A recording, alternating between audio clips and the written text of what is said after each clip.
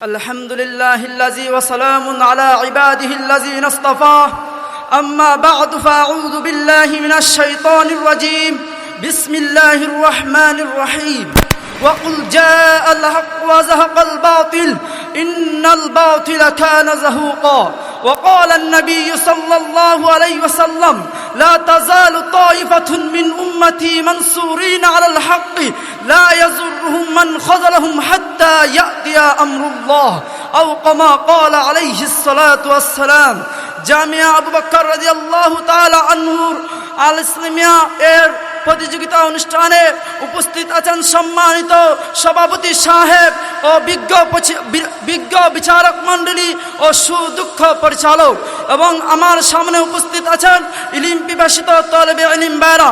আপনারা সবাই অবগত আছেন যে আমার নাম এই প্রতিযোগিতা অনুষ্ঠানের চার্টের মধ্যে দার্য করা হয়েছে, সাথে সাথে একটি বিষয় দেওয়া হয়েছে। বিষয়টি হলো কারবালার প্রকৃতি শিক্ষা। এই বিষয়কে সামনে রেখে আমি আপনাদের সামনে কিছু কথা বলে বিদায় নিব। মা তৌফিক ইল্লা বিল্লাহ।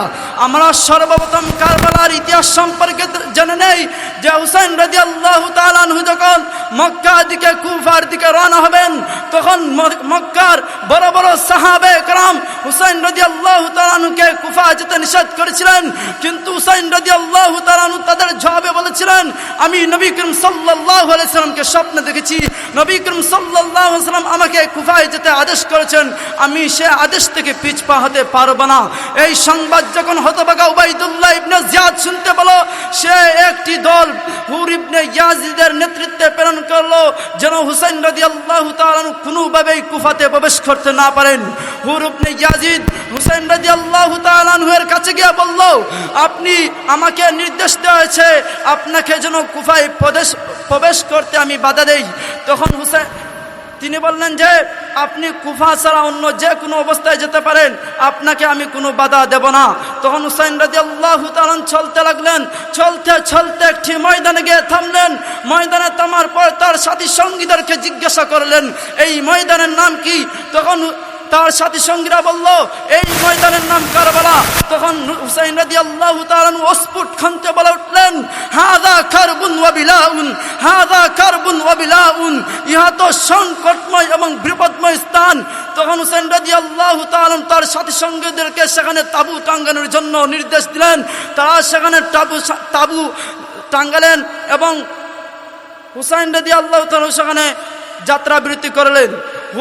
হুর ইবনে ইয়াজিদ যখন হুসাইন রাদিয়াল্লাহু তাআলা আনহুর সাথে ভালো ব্যবহার করছিল, সেই সংবাদ যখন উবাইদুল্লাহ ইবনে ইয়াজিদ শুনতে পেল, সে নতুন সেনাপতি নিযুক্ত করার জন্য চিন্তা ভাবনা করলো এবং ঘোষণা করলো আছো কেউ যে হয়তো হুসাইন রাদিয়াল্লাহু তাআলা আনহুকে ইয়াজিদের বায়াত গ্রহণ করতে বাধ্য করবে, নয়তো তার মাথা আমার কাছে নিয়ে আসতে পারবে। তখন সিমার বলল আমি পারবো। তখন উবাইদুল্লাহ ইবনে ইয়াজিদ সিমারকে নতুন সেনাপতি নিযুক্ত করলো এবং হুর ইবনে ইয়াজিদের নিকট পত্র পাঠালো যেন সে সীমারের অনুগত করে। যখন সীমার কারবালার ময়দানে পৌঁছল তখন হুসাইন রাদিয়াল্লাহু তাআলা আনহু তার নিকট তিনটি প্রস্তাব প্রেরণ করলেন। বললেন যে এক নম্বরে তুমি আমাকে মদিনায় ফিরে যেতে দাও, দুই নম্বরে নয়তো আমাকে তুমি সরাসরি ইয়াজিদের কাছে পাঠিয়ে দাও। যদি এই দুইটি প্রস্তাবে কোনোটি তোমার পছন্দ না হয় তাহলে আমাকে অন্য মুসলমানদের অঞ্চলে পৌঁছে দাও, আমি কাফিরদের সাথে জিহাদ করতে করতে শাহাদাত বরণ করব। তারপর সীমার বলল হুসাইন রাদিয়াল্লাহু তাআলা আনহুকে আপনার সামনে দুইটি পথ আছে, একটি হলো হয়তো আপনি ইয়াজিদের বায়াত গ্রহণ করবেন, নয়তো আমারও আপনার মধ্যে যুদ্ধের মাধ্যমে ফয়সালা হবে। তখন হুসাইন রাদিয়াল্লাহু তাআলা আনহু যখন ইয়াজিদের বায়াতকে অস্বীকার করলেন তখন সীমার হুসাইন রাদিয়াল্লাহু তাআলা আনহুর লোকজনের তাঁবুর সঙ্গে ফুরাতের সংযুক্ত বিচ্ছিন্ন করে দিল। তখন হুসাইন রাদিয়াল্লাহু তাআলা তার সাথী সঙ্গীরা পানির পিপাসায় কাতর হয়ে গেল এবং হুসাইন রাদিয়াল্লাহু তাআলা এবং তার সাথী সঙ্গীরা 9 মুহররম সেই দিন তারা ধৈর্য ধারণ করে কাটিয়েছিলেন এবং 9 মুহররমের রাত্রে তারা ইবাদতে কাটিয়েছিলেন। 10ই মুহররম যখন হলো তখন হুসাইন রাদিয়াল্লাহু তাআলা এবং তার লোকজনেরা পানির পিপাসায় হাহাকার করে যায়। তখন হুসাইন রাদিয়াল্লাহু তাআলা কুলের শিশুটি পানির জন্য ছটফট করছিল। হুসাইন রাদিয়াল্লাহু তাআলা তাকে কুলে নিয়ে যখন ফুরাত নদীর তীরের দিকে যাচ্ছিলেন, তখন সীমানের পক্ষ থেকে একটি তীর এসে তার কণ্ঠশালীর মধ্যে লাগলো। কণ্ঠশালীর মধ্যে লাগার সাথে সাথেই শিশুটি শাহাদাত বরণ করলো। তারপর সীমানের সৈন্যবাহিনীরা যুদ্ধ শুরু করে দিল এবং হুসাইন রাদিয়াল্লাহু তাআলা এর সঙ্গী সাথীরাও তারা যুদ্ধ করতে করতে এক সময় শাহাদাত বরণ করে। সর্বশেষে হুসাইন রাদিয়াল্লাহু তাআলা জালিমদের বিরুদ্ধে জিহাদ করতে করতে শাহাদাত বরণ করেন। প্রিয় উপস্থিতি, হুসাইন রাদিয়াল্লাহু তাআলা এই বীরত্ব আত্মত্যাগতা আমাদেরকে শিক্ষা গ্রহণ করতে হবে। যে হুসাইন রাদিয়াল্লাহু তাআলা চাইলে তখন ইয়াজিদের সাথে আপোষ করে তার শেষ শাসন মেনে নিতে পারতেন, কিন্তু তিনি তা না করে কেন আমরণ সংগ্রামের পথ বেছে নিলেন? কেনই বা সম্পূর্ণ নিঃসহায় অবস্থায় তিনি জিহাদ ও শাহাদাতের পক্ষে অগ্রাধিকার দিলেন? এর কারণ একটি, আর তা হলো হুসাইন রাদিয়াল্লাহু তাআলা তখন দেখেছেন যে যদি ইয়াজিদের অন্যায় কার্যকলাপের বিরুদ্ধে প্রতিবাদ করা না হয়, প্রতিরোধ গড়ে তোলা না যায়, তাহলে এই সত্য প্রতিষ্ঠিত হয়ে যাবে যে প্রবল শক্তিশালী জালিমের বিরুদ্ধে প্রতিরোধ করার কোনো প্রয়োজন নেই, বরং তার সাথে আপোষ করে নিলেই চলবে, যাতে করে এই অন্যায় বিষয়টি প্রতিষ্ঠিত হতে না পারে। এর জন্যই তিনি শুরুতে আঘাত এনেছেন এবং নিজের জীবন দিয়ে এই সত্য প্রতিষ্ঠিত করেছেন যে বাতিল যত শক্তিশালী হোক না কেন, যত প্রতাপশালী আর পরাক্রমশালী হোক না কেন, তার বিরুদ্ধে প্রতিরোধ করতেই হবে, ঠিক না?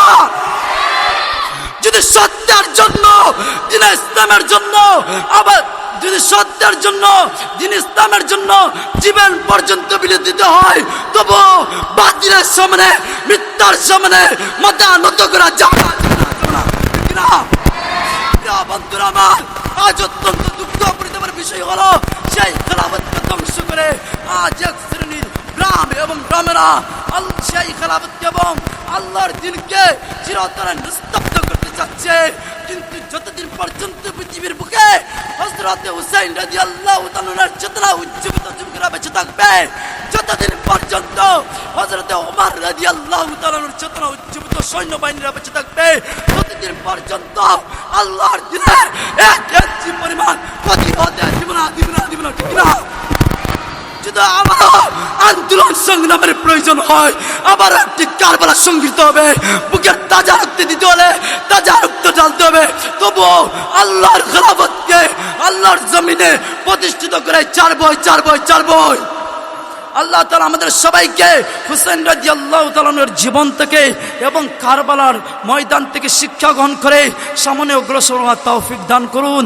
আখির দাওয়ানা আলহামদুলিল্লাহি রাব্বিল আলামিন। আসসালামু আলাইকুম ওয়া রাহমাতুল্লাহ।